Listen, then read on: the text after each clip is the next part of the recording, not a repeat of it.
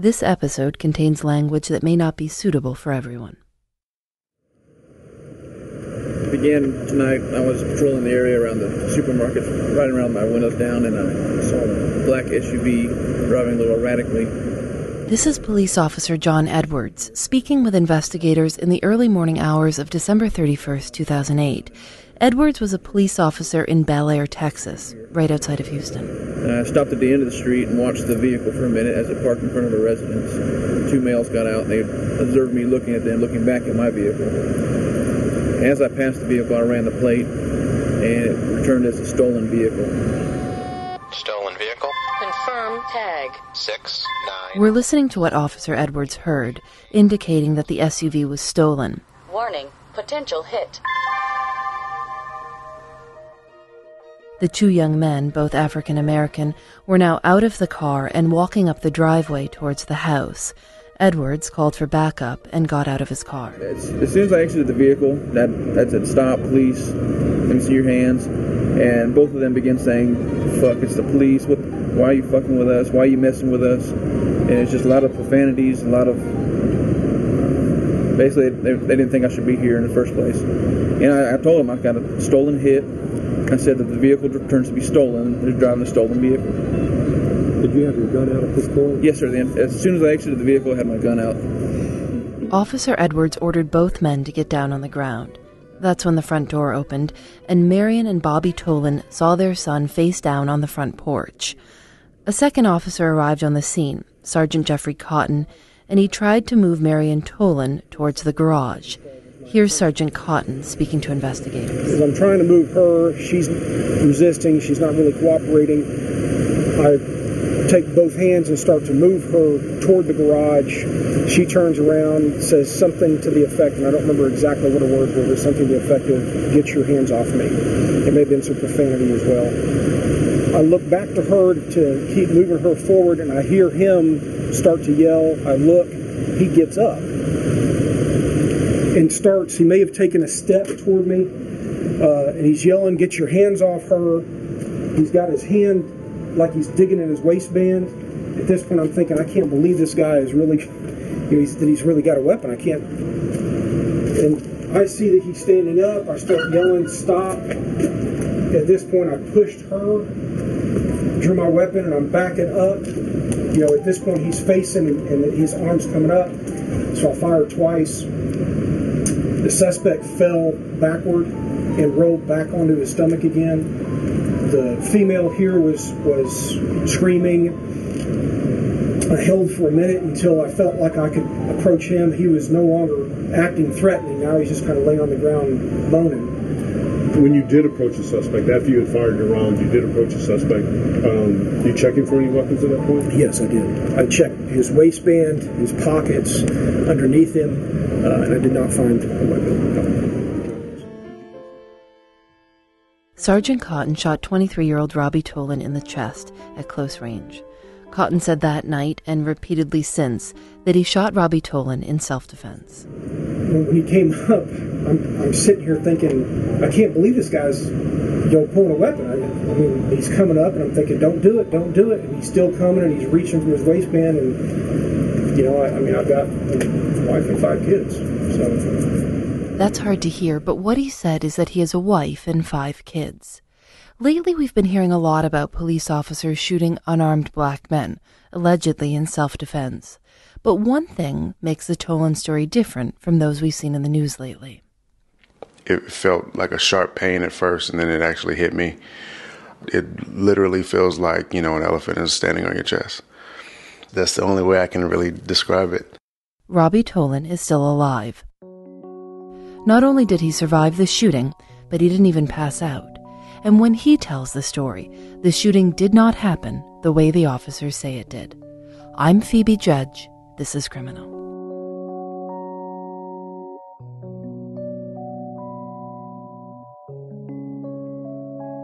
The Tolans moved to Bel Air, Texas in the early 90s, after Bobby Tolan retired from playing Major League Baseball.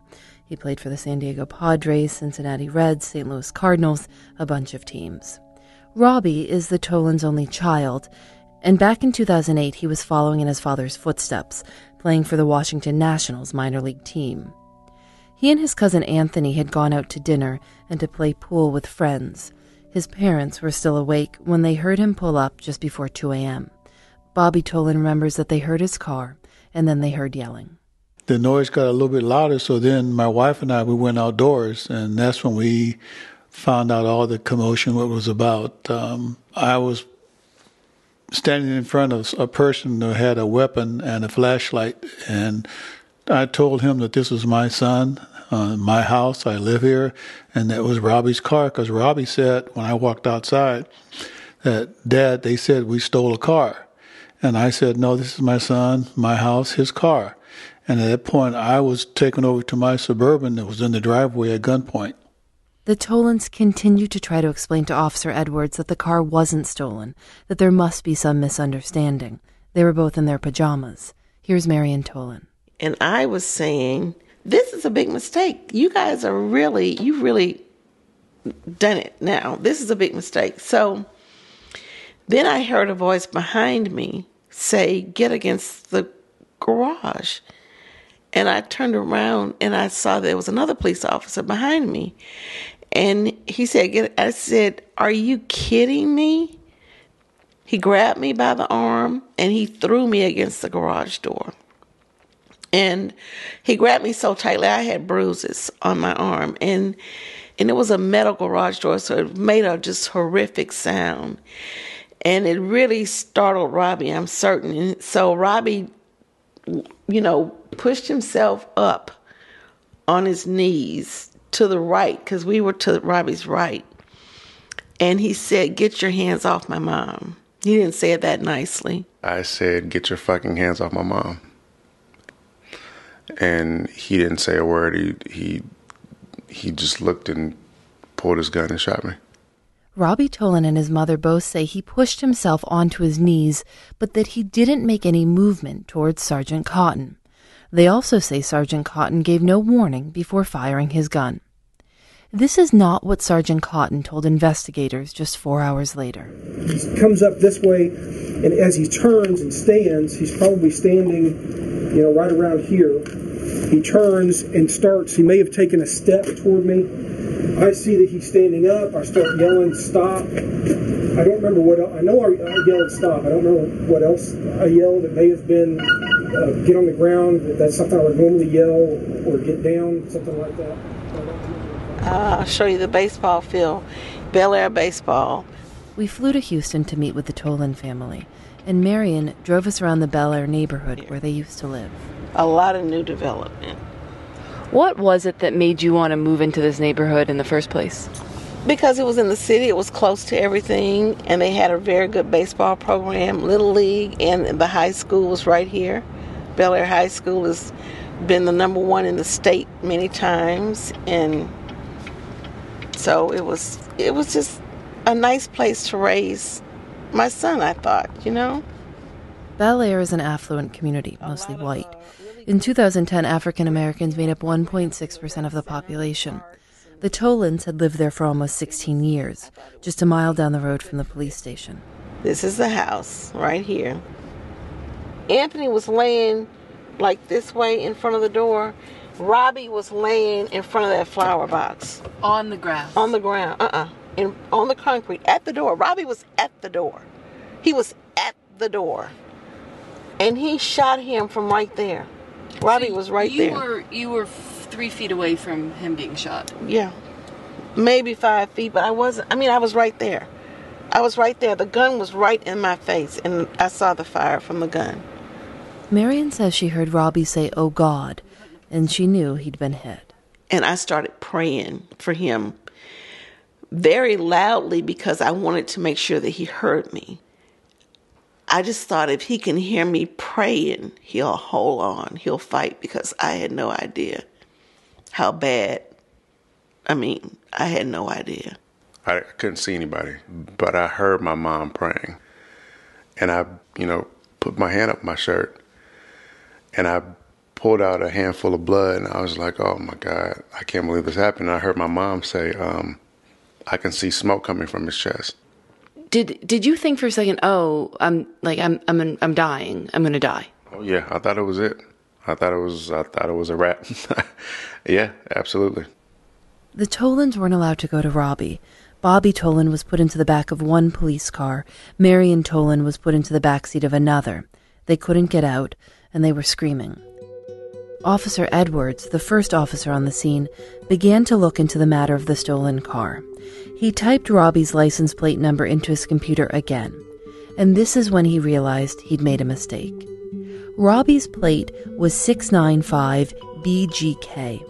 Officer Edwards had typed in 696 BGK. He got it wrong by one digit.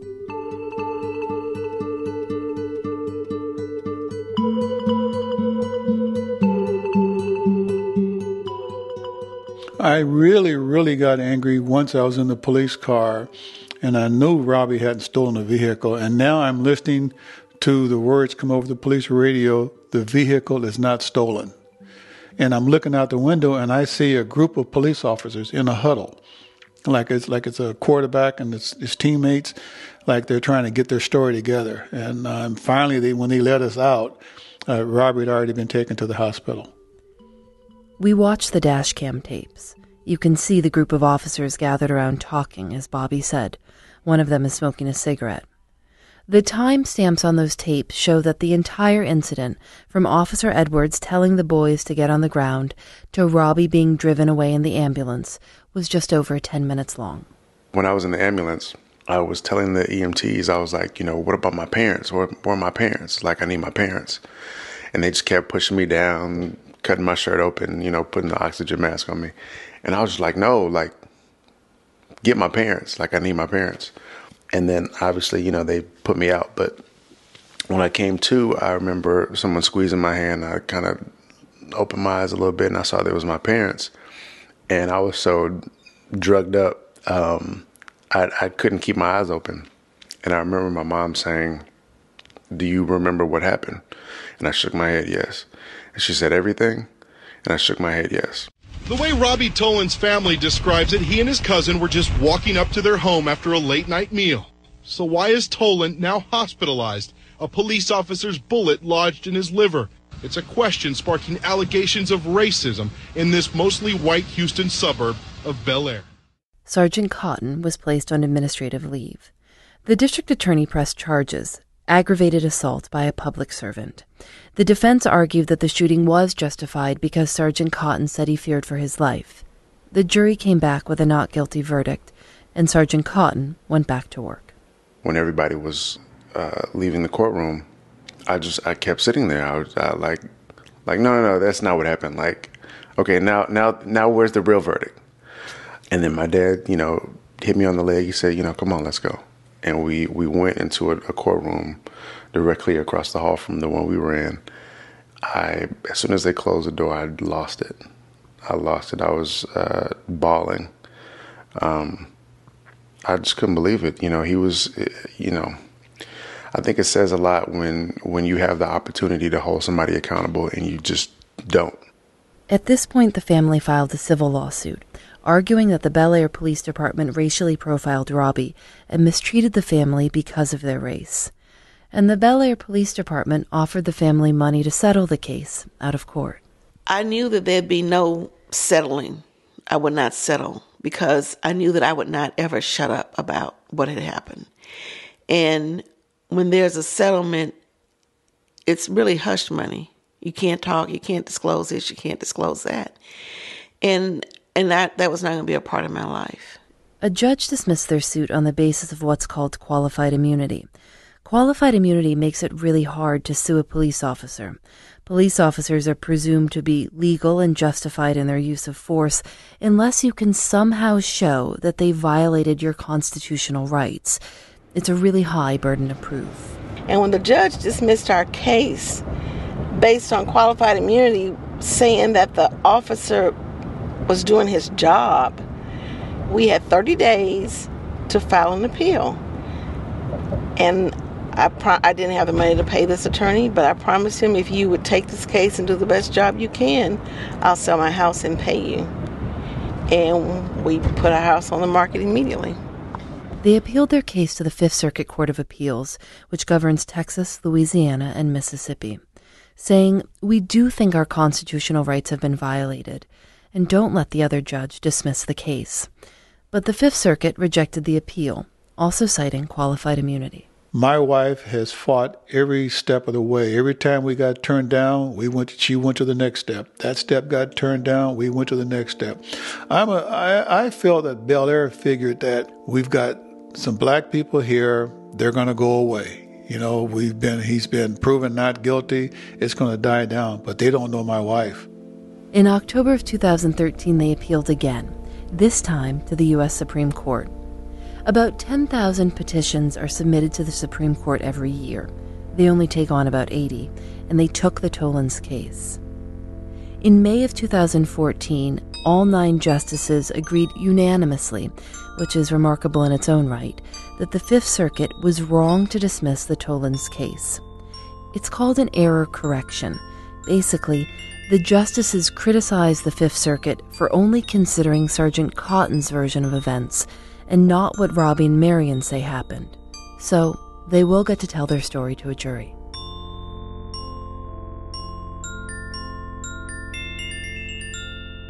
I think the real hero in all of this is Marion Tolan. This is attorney Benjamin Crump. The Tolans hired him to represent them in the new trial, which will take place in September. Over the past few years, Crump has worked on a number of cases involving unarmed black men shot by white police officers. He represented the families of Trayvon Martin and Michael Brown. All America is looking at these cases of alleged excessive force by police officers, and they're saying, will there ever be justice handed down to the people of color, the unarmed people of color who are getting shot by these police officers? And Robbie Tolan is going to be a huge matter to answer that question. In all those other cases, they died, but Robbie Tolan lived to tell, and that may make all the difference. And we absolutely believe, as Miss Tolan has said about her son over and over again, God left him here for a reason. Robbie is 29 now. The gunshot wound and the pain, which is lasting and sometimes vicious, have pretty much ended his baseball career. He does some coaching and lives at home. Robbie says he misses baseball, especially now when his friends have gone off to spring training.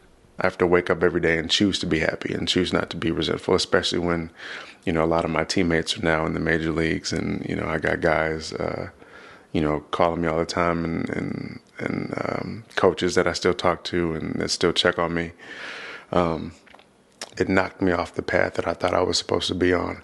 But now I'm on this new path, and that's something that I have to accept. Robbie's parents say he's different now. He's quiet. He gets depressed. And of course, he's still got that bullet lodged in his liver. Every morning when he goes to the bathroom and takes a shower, he's got to see the big scar from his chest all the way down below his belly button, and knowing the bullets there, he's got to live with Cotton the rest of his life. The new trial date is slated for September 14th. The Tolans told us again and again that they're fighting this hard, selling their house to pay for the appeals, appealing those appeals, not just for themselves, but for the victims who didn't survive and can't dispute what the police say happened. As for what the police say, we reached out to Sergeant Cotton for this story, but he told us in an email that he can't comment on pending litigation. We got the same response from everyone we contacted at the Bel Air Police Department. Sergeant Cotton still works there. In the years since the shooting, he's been promoted to lieutenant.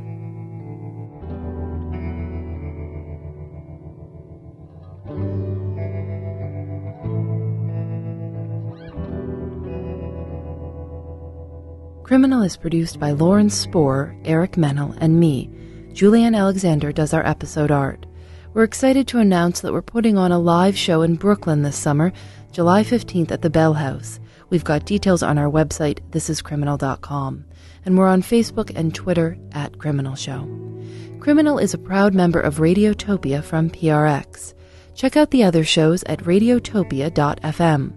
If you're interested in supporting us and other podcasts like ours, email sponsor@prx.org. We're trying to understand how you listen to the show, and what we could be doing better. We've got a survey up at surveynerds.com/criminal. It's quick and anonymous. Radiotopia from PRX is made possible with support from the Knight Foundation and MailChimp, celebrating creativity, chaos, and teamwork. I'm Phoebe Judge. This is Criminal. Radiotopia.